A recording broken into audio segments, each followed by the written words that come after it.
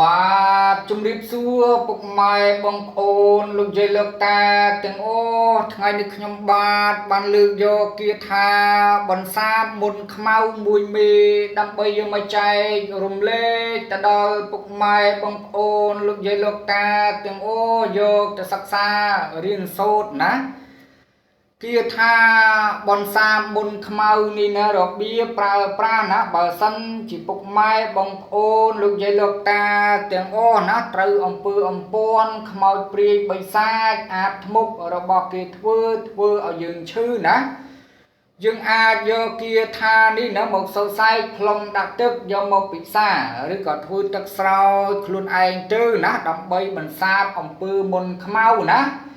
ដែលមាននៅក្នុងសរីរៈរាងកាយរបស់យើងនឹងឲ្យវាសាបរលាបអស់អញ្ចឹងពុកម៉ែបងប្អូនលោកយាយលោកតាទាំងអស់នឹងបានជាសះស្បើយឡើងវិញហើយណា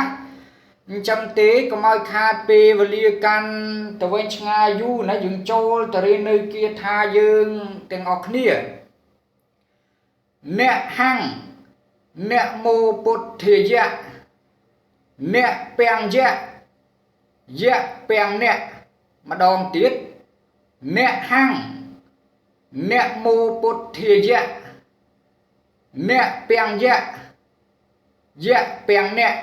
អញ្ចឹងពុកម៉ែបងប្អូនលោកយាយលោកតាទាំងអស់យកទៅសិក្សារៀនសូត្រតាមការគួរចុះណា